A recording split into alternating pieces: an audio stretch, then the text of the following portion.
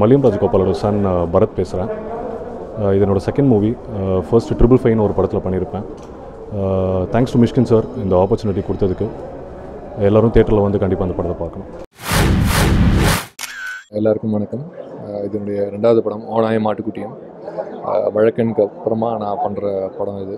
So I'm really happy to be a part of this film. Mysskin சாருடைய direction and everybody knows what sort of a creative he is. And அவருடைய intense films நான் பார்த்துருக்கேன். I've been a fan of it. But I never thought I'd work with him in the first place. அது நடந்திருக்கு எனக்கு இந்த படத்து மூலயமா. And Raja sir வந்து எத்தனையோ ஜென்ரேஷன்ஸ்க்கு மியூசிக் கம்போஸ் பண்ணியிருக்காரு. நான் சத்தியமாக நான் நடிக்கிற ஒரு படத்துக்கு ராஜா சார் மியூசிக் இருக்கும்லாம் நான் எக்ஸ்பெக்ட் பண்ணதே கிடையாது. Not even in my dreams, wildest dreams. So அது எனக்கு இந்த படத்தில் அமைஞ்சுது. அண்ட் அது அமைஞ்சதுக்கு காரணம் மிஷ்கின் சார். ஸோ அதுவும் I think Jal have to thank you again for that. So it was a very intense experience, I should say, working in this film with him. I've learned a lot myself in the padathu moolama. A major transformation has occurred in me, and I should thank him and the entire crew for that. என் பேர் வந்து we Chaitanya. நான் வந்து 4th standard படிக்கிறேன். எனக்கு வாய்ப்பு கொடுத்த மிஷ்கின் மாமாவுக்கு ரொம்ப நன்றி. அவங்க டாட்டர் நட்டாஷா கூட நான் நிறைய இடத்துக்கெல்லாம் போயிருக்கேன். என்னோடய ரோல் பேர் கார்த்தி. நான் அந்த லைன்கெல்லாம் நடிக்கிறேன். அப்புறம் வந்து என் கூட நடித்த ஸ்ரீயண்ணா கூட நடித்து ரொம்ப ஜாலியாக இருந்தது. அவங்க கூட நான் கேம்ஸ் கூட விளையாடி இருக்கேன். அப்புறம் வந்து மோஸ்ட் ஆஃப் த சீன்ஸ் வந்து நான் வந்து டைரக்டர் கூட தான் பண்ணியிருக்கேன். எனக்கு ரொம்ப ஜாலியாக இருந்தது. நான் வந்து ஒரு புக்கு கூட எழுதியிருக்கேன். அதனால் அவங்க வந்து அப்பாவோட ஃப்ரெண்டு. அதனால் வந்து வீட்டில் வந்து பார்த்துட்டு என்னை வந்து ஆஃபீஸ்க்கு கூப்பிட்டு அங்கே வந்து ஒரு சீன் வந்து நடிக்க சொன்னாங்க. நான் நடிச்சிட்டேன். எனக்கு வந்து செலக்ட் பண்ணுவாங்களா இல்லையான்னு தெரில. ஆனாலும் செலக்ட் பண்ணிட்டாங்க.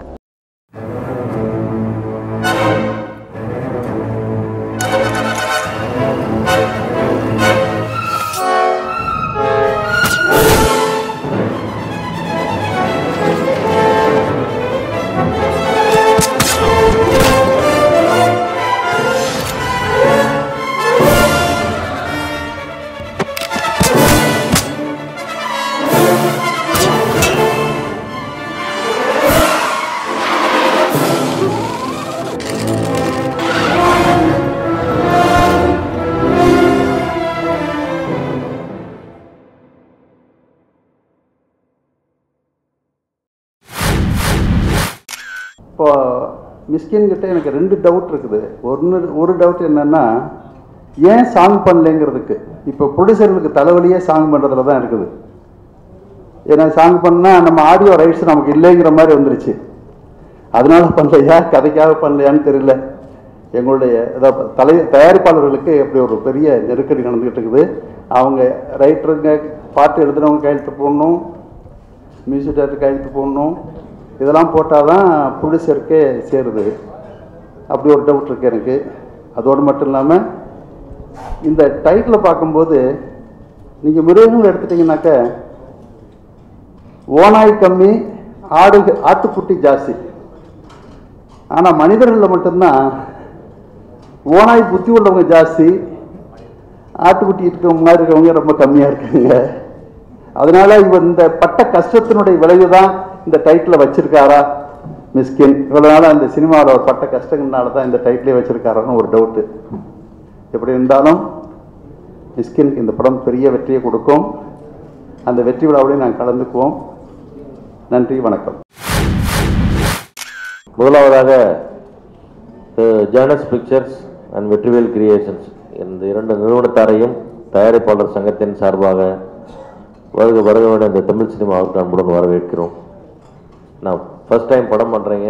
உங்களுக்கு வெற்றிகரமான படமாக அமைஞ்சு, லாபகரமான படமாக அமைஞ்சு, நம்ம நிறையா படங்களை வாங்கி, நிறைய எங்களுடைய தயாரிப்பாளர்களை சிறிய படங்களை வாங்கி நீங்கள் வெளியிடணும்னு உங்களை எல்லாம் சங்கத்தின் சார்பாக கேட்டுக்கிறோம். மிஷ்கின் சார் ஒரு ஒண்டர்ஃபுல் டெக்னீஷியன். தமிழ் சினிமாவுக்கு கிடைச்ச ஒரு ஒன் ஆஃப் த பெஸ்ட் டெக்னீஷியன்ஸில் அவர் நான் பெரிய ஃபேன். அவர் இளையராஜா மியூசிக்கோடு அந்த படத்தை டெஃபினட்டாக வந்து பெரிய ஹிட் பண்ணுவார். அந்த படம் ரொம்ப நல்லா வரணும், எல்லாரையுமே குணமாக நானும் எதிர்பார்த்துட்ருக்கேன். முக்கியமாக வந்து சினிமா எங்கள் திருட்டு வீசிடிங்கிற ஓனாய்கிட்ட இருந்து சினிமாங்கிற ஆட்டுக்குட்டியை காட்ட பார்க்க வேண்டிய ஒரு கட்டாயத்தில் இருக்கோம் நம்ம. ஸோ அந்த மாதிரி காப்பாற்ற முடிஞ்சாதான் இந்த மாதிரி சின்ன படங்கள்லாம் வெளியே வந்து நல்லா ஓடுறதுக்கு நிறைய வழி கிடைக்கும். அதுக்கு நிச்சயமாக வந்து விரைவில் நம்முடைய மாண்புமிகு தமிழமுதல்வர் அவர்கள் நமக்கு நிறைய உதவிகளை செய்ய இருக்கிறாங்க. அதில் இந்த திருட்டு விசிடி ஒழிப்பும் நிச்சயமாக இடம்பெறும். நமக்கு விரைவிலேயே இந்த புதிய சங்கத்தின் மூலமாகவும் நமது மாண்புமிகு அம்மா அவர்கள் மூலமாகவும் நிறைய சலுகைகளும் நல்ல காரியங்களும் சினிமாவுக்கு நடக்கப் போகிறது. நல்ல அறிவுரைகள் வந்துள்ளது என்பதை கூறி இந்த படம் வெற்றியடை வாழ்த்து கூறுகிறேன். நன்றி. மிஷ்கின் சார் ஒரு 5-6 இயர்ஸாக பழக்கங்க. நிறைய டைம் ஸ்பெண்ட் பண்ணியிருக்கோம். மீட்டிங் ஆரம்பிக்கிறதே நைட்டு 1 மணிக்கு ஆரம்பித்து காலையில் 5-5:30 வரைக்கும் போகும். ஏன்னா அந்த டைம் தான் எல்லா ஒர்க்கெல்லாம் முடிச்சுட்டு ஃப்ரீ ஆவார். பேசிகிட்டு இருக்கிற டைமே ஒரு படம் பார்த்தா எந்த அளவுக்கு இன்ட்ரெஸ்டிங்காக இருக்குமோ அந்த அளவுக்கு நாட்கணக்கில் பேசிகிட்டு இருந்திருக்கோம். எனக்கு தெரிஞ்சு ஒரு 20-25 நாள் நைட்டு ஒரு 5 hours 6 hours கண்டினியூஸாக பேசியிருப்போம்னு நினைக்கிறேன். நிறைய சப்ஜெக்ட்ஸ் பேசுவார். ஃபஸ்ட்டு சிங்கம் அப்படின்னு டைட்டில் வச்சுட்டு இப்படி ஒரு டைட்டில் அனௌன்ஸ்மெண்ட் வந்தோன்னு ஒரு தடவை மீட் பண்ணேன். போயிருக்கிறப்ப ஒரு ரெஃபரன்ஸ் புக் எடுத்து வச்சுருந்தாரு. இருக்கிறதுலையே ரொம்ப சோம்பேறி மிருகம் வந்து சிங்கம் தான் அப்படின்ட்டு அந்த புக்கில் டீட்டெயில்ஸ் இருந்துச்சு. உடனே அதை எடுத்து எனக்காக மார்க் பண்ணி வச்சு காமிச்சிட்டு இருந்தார். ஸோ அவருடைய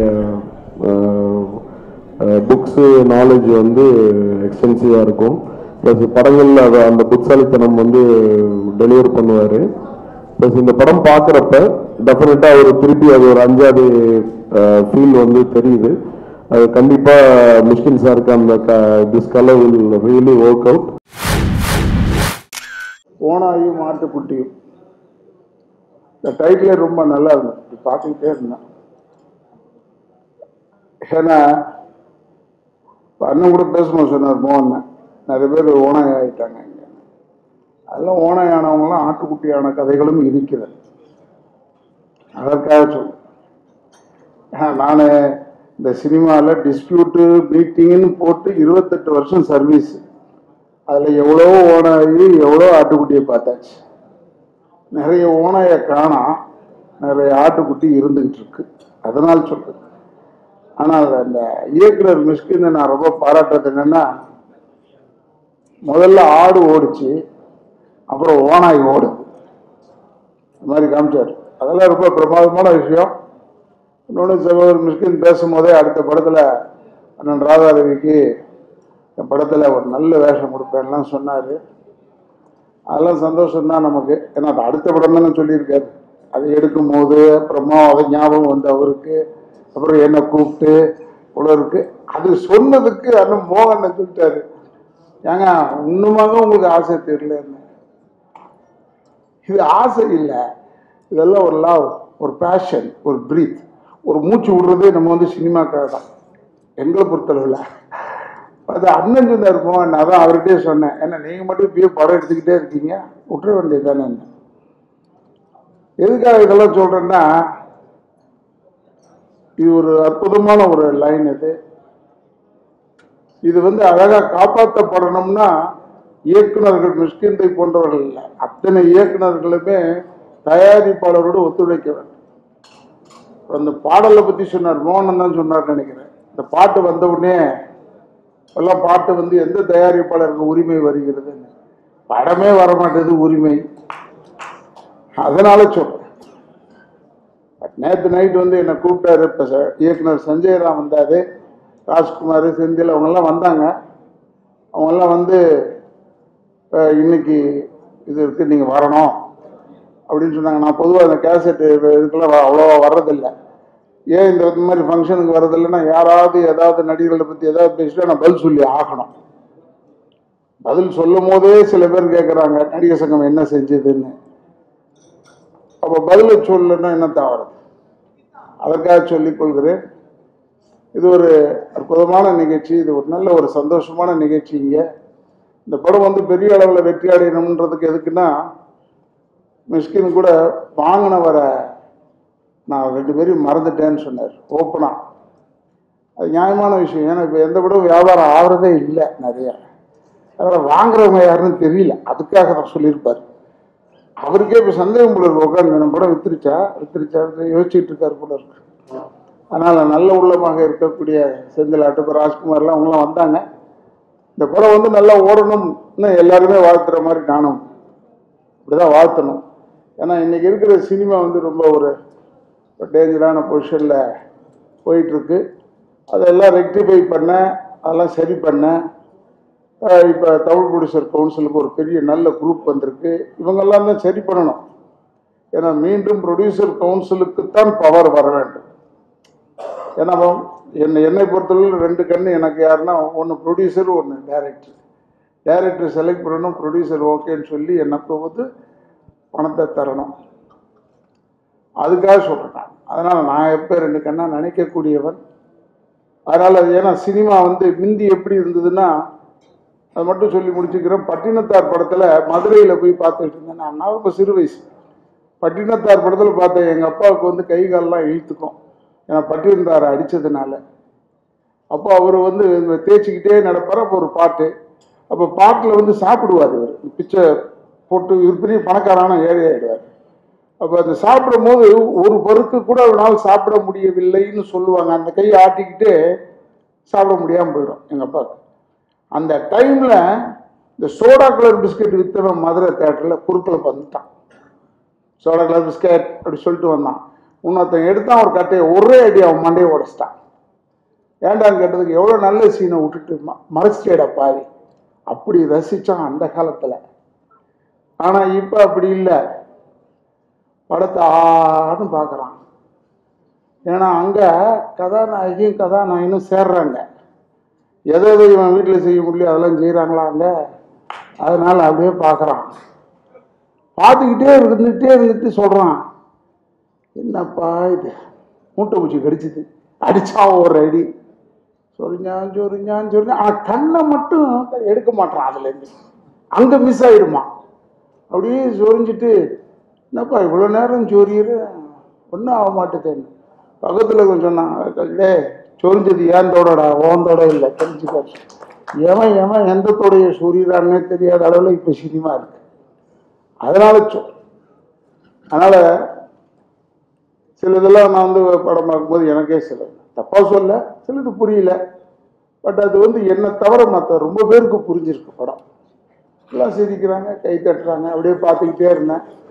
சரி, நம்மளும் மூட்டை பூச்சி கடிச்ச கதை தான் போல இருக்குடா பாருங்க. அப்படியே பார்த்துட்டு நான் வந்துட்டேன். அந்த கூட்டத்துலேருந்து தேட்டர்லேருந்து வெளியே சோகமாக வந்த ஒரு ஆள் நான் தான் இருக்கணும்னு நான் நினைக்கிறேன். ஏன்னா மீதிபெல்லாம் நல்லா ரசிச்சுக்கிட்டு தான் வந்தாங்க. நான் தப்பாக சொல்லலை. இப்போ லேட்டஸ்ட்டாக எல்லாருக்கும் புரியுது. எனக்கு ஒரு வேளை புரியல போல இருக்கு. அந்த அளவுக்கு தான் நான் இருக்கணும் என்று சொல்லி இப்போ வந்து மிஷ்கிந்த் அவர்கள் இந்த படத்தெல்லாம் எடுத்திருக்காரு. பிரமாதமான படம். ஏன்னா தமிழனுக்குள்ள ஒரே வீக்னஸ் என்னென்னா, ஆங்கில படம் புரியவே புரியாது, கை தட்டுவான், ரசிப்பான், நல்லா ஓடும். தமிழ் படம் அது மாதிரி ஒன்று எடுத்துட்டா, என்னடா ஒன்றுமே புரியல, இதுக்கு முன்னாடி தான் இங்கிலீஷ் படம் பார்த்துருப்பான். அதுக்காக சொல்கிறேன் நான், தவறாக இல்லை. இன்றைக்கி நிறைய பேர் கூட தமிழ் படத்தெல்லாம் நடிக்கிறாங்க. அவங்களுக்குலாம் தமிழும் தெரியல, ஒன்றும் தெரியல, இருந்தாலும் நடித்து கொண்டு இருக்கிறார்கள். அதனால் அவங்கெல்லாம் வந்து நல்ல வெற்றி பெற்று இந்த ஹீரோ வந்து இன்னும் பெரிய நிறைய படங்களில் நடித்து 2வது படத்திலே சம்பளத்தை ஏற்றி ஒரு 4 ப்ரொடியூசரை கொல்லாமல் நிதானமாக சம்பளத்தை ஏற்றி ஒரு 10 ப்ரொடியூசரை வாழ வைக்கணும். புரட்சி தலைவரை போல், நடிகர் திலகத்தை போல், ஜெமினி கணேசனை போல்லாம் இருக்க வேண்டும். அதுக்காக சொல்கிறேன். புரட்சி தலைவர்களும் படம் சரியாக ஓடலைன்னா, ஏன்னா படம் ஓடலைன்னா உடனே தன்னுடைய விலைவாசியை குறைத்து கொண்டு அதே டிஸ்ட்ரிபியூட்டர் கொடுத்து வாழ வைப்பார். அப்படியா நிறைய கதைகள் இருக்குது. தம்பிக்கிட்ட வந்து எவ்வளோ பெரிய உதாரணத்தை சொல்லியிருக்கோம் பாருங்கள். தூங்குதோ தூங்கலையோ எனக்கு தெரியல அதை பற்றியா. ஏன்னா இவன் சம்பளமே வாங்கக்கூடாதுன்னு சொல்கிறான்னு நினச்சிக்கிட்டு இருக்காங்க. அப்படியல்ல, சிரமப்படுத்தி வாங்க வேண்டாம்னு சொல்கிறேன்.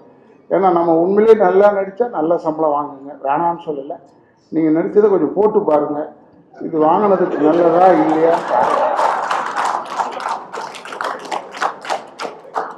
அதை பார்த்துட்டு, ஏன்னா உங்களுக்கு வசதியாக தான் மிஷ்கின் படம் எடுக்கிறாரு. அவர் வந்து 6 பக்கம்தான் வசனம். அதனால் சம்பளத்தை நல்லா குறைச்சிக்கலாம், டயர்டே ஆக முடியாது. 6 பக்கம்தான்.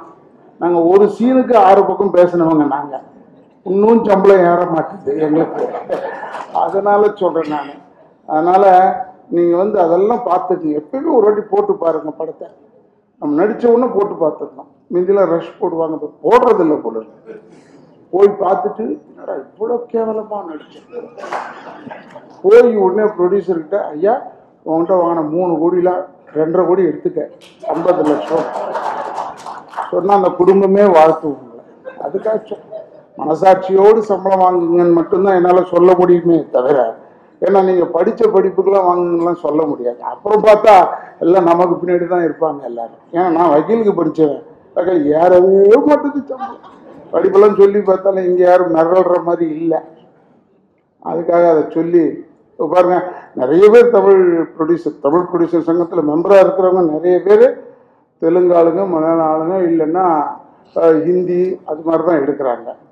ஹிந்திக்கிற இந்த ஹீரோயின்லாம் இருக்காங்க, அவங்களெல்லாம் வச்சு எடுக்கிறாங்க. அது நியாயமான விஷயம். போட்டி மேலே இருக்குது. நான் ஒரு பத்திரிகையை பெறட்டினேன், இவர்களுக்கும் போட்டி. யார்? வடநாட்டிலேருந்து வந்து, ஒன்று காஷ்மீர், ஒன்று டெல்லியா. அவங்களாம் நியாயம்தான்.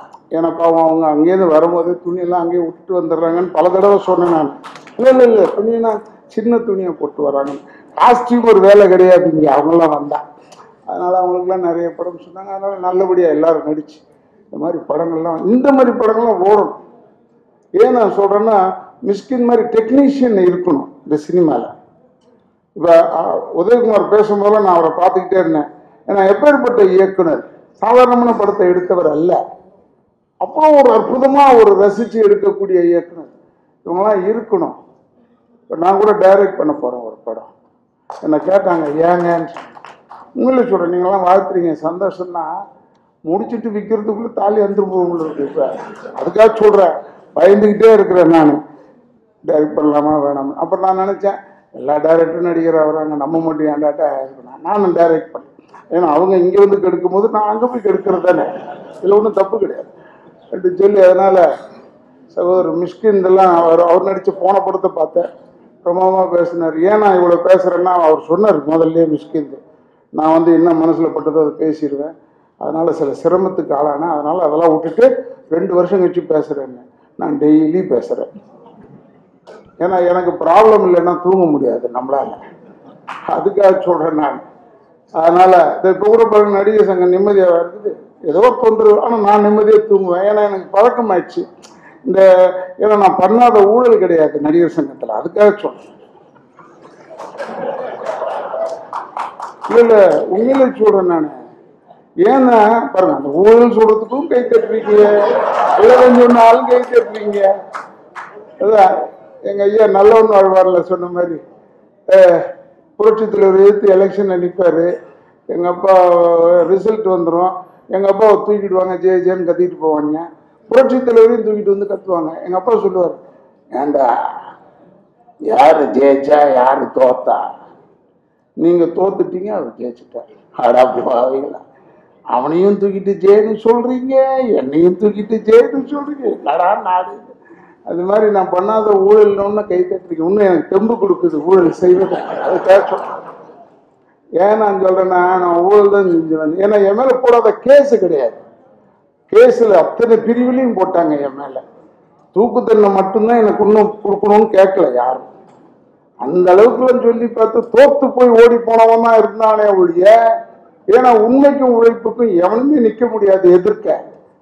நான் வந்து இந்த நடிகர் சங்கத்தில் அவங்களுக்காக மட்டும்தான் இருப்பேன். எதுக்காக சொல்கிறேன்னா, நான் எனக்காக சொல்ல, ஒரு விஷயத்தை எடுத்துக்கிட்டு அதிலேயே இருப்பேன் நான். அதனால் சொல்லிக்கொண்டு போல மிஷ்கின் போன்றவர்கள்லாம் இன்னும் நிறைய படம் எடுக்கணும்னு ஏன் கும்பிட்டுக்கிறேன்னா, அவர் ஒண்டி தான் சொல்லியிருக்காரு என்ன போடுறேன்னு. அதனால் அப்படி நான் வேண்டிக்கிட்டு நான் கூட படம் எடுத்தேன். நிறைய கடன்காரங்களாகிட்டாங்க, நிறைய கடன் வாங்கிட்டேன். ஸோ கொஞ்சம் சிரமமாக இருந்தது. ஆனால் அந்த கடன் வாங்கின வரைக்கும் நல்லா இருந்தேன். ஏன்னா எனக்கு செக்யூரிட்டி வேலையே கிடையாது. என் வீட்டில் 10 பேர் கடன்காரன் வீட்டுக்கு வெளியே உட்காந்துருந்தாங்க. நைட் 10 டே உட்காந்துருந்தாங்க, எங்கேயும் போயிட போகிறானோ இல்லையோன்னு பார்க்குறதுக்கு. அதே மாதிரி உடம்பு சரியில்லைன்னா அவங்க கும்பிடுவாங்க, ராதாரவி நல்லா இருந்தாங்க, ராதாரவி நல்லா. அது கடன்லாம் கட்டணும்னா இப்போ ஆளே கிடையாது. 2 செக்யூரிட்டி போட்டிருக்கேன். எங்களுக்கு 16,000 ரூபாய் 20,000 ரூபாய்க்கு மேலே போயிடுது மாதம். அது மிச்சம் பண்ணி கொடுத்துருந்தாங்க. அதான் திருப்பி இன்னொரு படம் எடுக்கலான்னு பிளான் பண்ணிட்டு சொல்லி சகோதரர் மிஷ்கின் அவர்கள் எடுத்த இந்த படம் இப்போ இவங்கெல்லாம் வாங்கியிருக்காங்க. இந்த வெற்றிவேல் ஒரு கம்பெனி, ஜானஸ்ன்னு ஒரு கம்பெனி, சேர்ந்தில் எல்லாருக்குமே என்னுடைய வாழ்த்துக்களை சொல்லி அந்த லோன் உல்ஃப் ப்ரொடக்ஷன் அவர் எதுக்கு பேர் வச்சாருன்னு தெரியாது, அதில் லோன் உல்ஃபை போட்டார், ஏன்னா ஓனாயின் கொடுத்ததுனால போட்டார். அதில் மாடர்ன் டெக்னிக் இப்போ ஐ வில் கிக் யூ கம்பெனின்னு பேர் போடுவாங்க, யார் கேட்க முடியும், எது வேணாலும் போடலாம். இப்போ எல்லாத்தையும் சிரித்து எடுத்துக்கிற ஜனங்களும் இருக்காங்க என்று சொல்லி இதை இன்னும் பெரிய அளவில் சகோதரர் மிஷ்கின் அவர் சொன்னார், சின்ன படம் எடு பெரிய படம் எல்லாமே ஒரே படம் தான். என் கூட சொல்லுவாங்க சின்ன பட்ஜெட் சார்னு.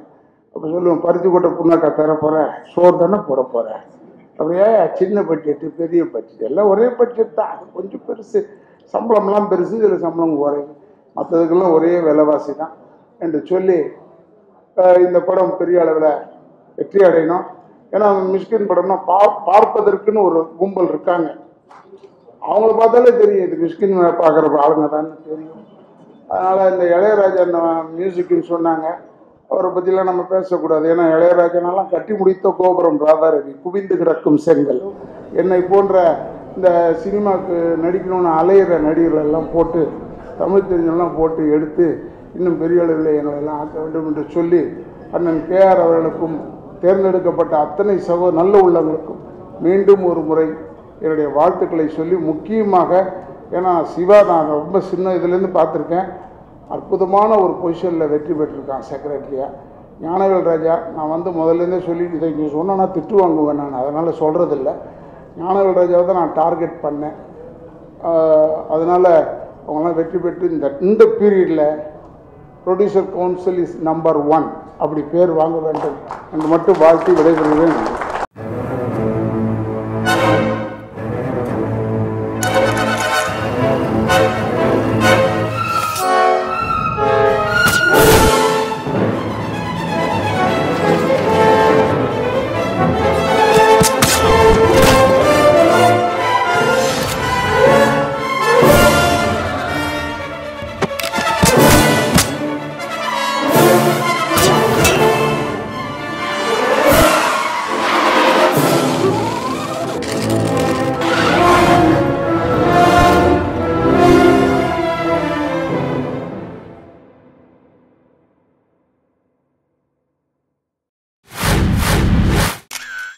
வித்தியாசமான படங்கள் எடுக்கக்கூடிய டைரக்டர் மிஸ்கின் சருக்கு வாழ்த்துக்கள்.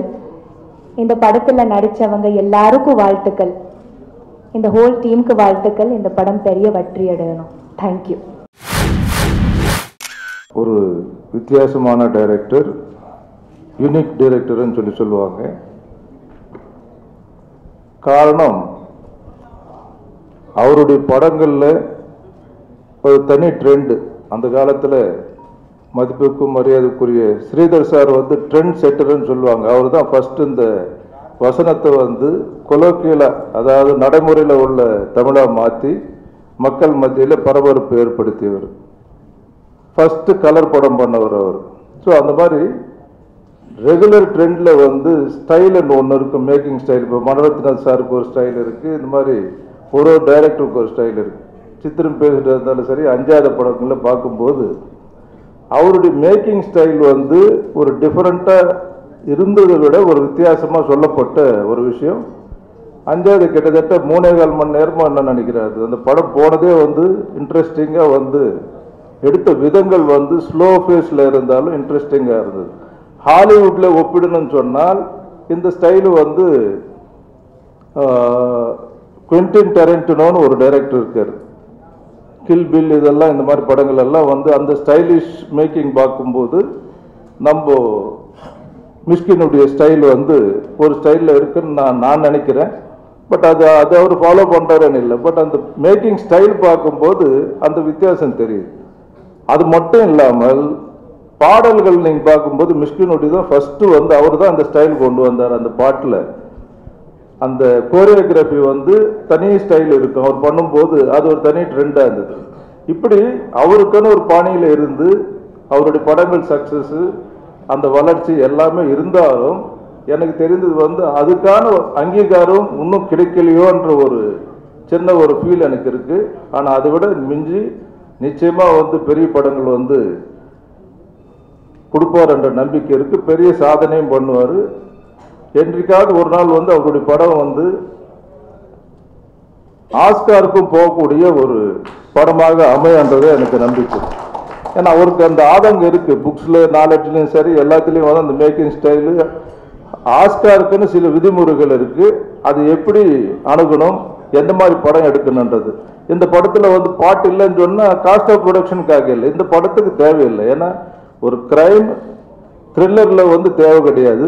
ராஜா சார் வந்து நம்ம சொல்லவே முடியாது. இந்த படத்தில் வந்து ஃபஸ்ட்டு பாராட்டு பெற பொழுது வந்து அவருக்கு எவ்வளோ பாராட்டு கிடைச்சிருந்தாலும் இந்த படத்தையே வந்து ரீரிகார்டிங்கில் வந்து ஸ்கோர் பண்ணியிருக்குன்றது ஃபஸ்ட்டு பேசுவாங்க.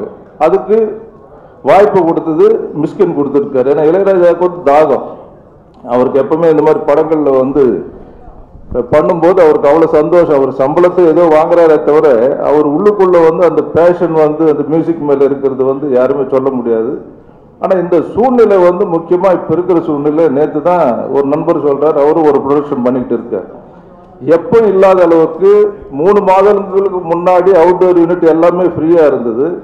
ஆனால் இப்போது கிட்டத்தட்ட 400-450 படங்கள் வந்து அண்டர் ப்ரொடக்ஷனில் நடந்துகிட்டு இருக்குன்னு சொல்லும்போது ஆச்சரியமாக இருக்குது. எந்த கேமராவும் கிடைக்கல, எதுவுமே கிடைக்கலன்னா இது வந்து சினிமாவுக்கு ஆரோக்கியமான விஷயம் இல்லை. இது ஃபஸ்ட்டு சொன்னது SS வாசன் அவர்கள் வந்து ஸ்டுடியோவில் வந்து போனால் ஃப்ளோர் கிடைக்கல, அவுட்டோர் யூனிட் கிடைக்கல, ஆர்டிஸ்ட் கிடைக்கலன்னு சொன்னால் இது ஆரோக்கியம் இல்லை. எப்படி ஹாஸ்பிட்டலில் போனீங்கன்னா நீங்கள் கூட்டத்தை ஃபுல்லாக இருக்குது, பெட்டு ஃபுல்லாக இருக்குது, டாக்டர் கிடைக்கல, அந்த மாதிரி மெடிசன் கிடைக்கலன்னு சொன்னால் இது அந்த மாதிரியோ அதோட ஒப்பிட்டு சொன்னார், அந்த காலத்திலே சொல்லியிருக்காங்க. ஸோ எவ்வளோ அவுட்புட், அதாவது ரிசல்ட் வந்து சக்ஸஸ் பர்சன்டேஜ் தான் நம்ம பார்க்கணும். அதுக்காக தயவுசெய்து புது முயற்சியில் புது விதமாக பண்ணக்கூடியவங்க, சின்ன பட்ஜெட் பண்ணுறவங்க எல்லாம் படம் எடுத்துகிட்டு வந்து ரிலீஸ் பண்ண முடியலன்னு சொல்கிறத விட அருமையான ஒரு டீம் எங்களுக்கு வந்து வித்தியாசமான ஒரு டீமு இன்னைக்கு கரண்ட்டில் படம் எடுக்கிறவங்கெல்லாம் இன்னைக்கு இந்த டீமில் இருக்காங்க. அது மட்டும் இல்லாமல் மனித நேயத்தோட ஒரு அப்ரோச்சுன்னு வந்தால் தயாரிப்பாளரை மதித்து அவங்களுக்கு என்ன செய்யணுன்ற ஒரு எண்ணத்தோடு எங்களுக்கு அந்த டீம் அமைஞ்சிருக்கு. எங்களை பயன்படுத்திக்கிங்க. ஸோ படம் முடிச்சுட்டு வந்து நாங்கள் ரிலீஸ் பண்ண முடியலன்னு சொன்னோம்னா எந்தவித யோசனையும் சொல்ல முடியாத ஒரு சூழ்நிலைக்கு தள்ளப்பட்டிருக்கு. நிச்சயமாக நீங்கள் ஆரம்பிக்கிறதுக்கு முன்னாடி இந்த பட்ஜெட்டில், இந்த பிளானில், இந்த ஆர்டிஸ்டில், இந்த டீமில் நாங்கள் படம் பண்ணுறோன்னு சொன்னால் நல்ல யோசனைகளும் கொடுத்து வியாபார ரீதியிலையும் உதவி செய்து உங்களுக்கு இங்கே மட்டும் இல்லை, FMS பல ரெவென்யூ வந்து ஜென்ரேட் பண்ணுறதுக்கு பல ஏரியாஸ் இருக்குது.